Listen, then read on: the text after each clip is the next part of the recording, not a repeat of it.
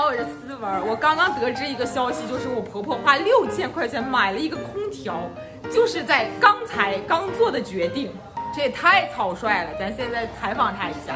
妈，干啥？听说你买了个空调，花6000块钱6000多呢。你怎么不跟我商量商量啊？你知道不知道你儿子昨晚上一晚上没睡觉呀？他一晚上不睡觉，你就给他。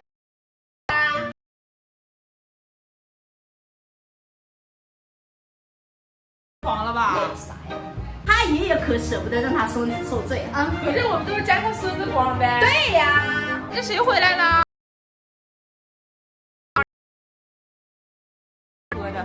这2天你看这2个小家伙都是光，老大也是光着屁股。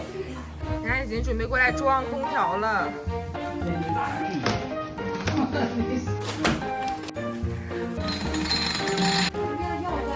这个电风扇也能光荣下岗了，这个已经调好了，现在已经安好了，真是特凉快。这钱花在哪儿好？爸，现在空调也安好了，不用担心你孙子了吧？不是，我孙子不能睡觉吗？就一晚上不能睡觉，就买个空调呗。哦，孙子比天气预报还准。爸，你孙子没回来之前，你觉得热不热？热啊？不热呀！我信你个鬼！不热啊？不是，我妈也不是，我妈不是。哦，意思是你孙子没回来之前，你们觉得没事不热？嗯。哦，人家一回来了就热了。谁知道的？呀，是不是啊？你得懂得享受，知道不？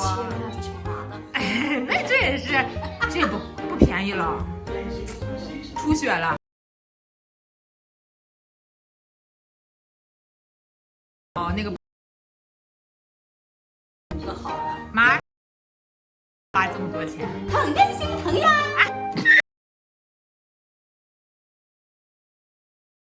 赶回回来不得花你3、5千啊？是，你看，一到过年夏天，他要早就回来了。你说热不热？热。对呀。以后上开幼儿园，夏天只有暑假回来。哦，长期打算了。对呀。行，这钱花的值，不可能都让我。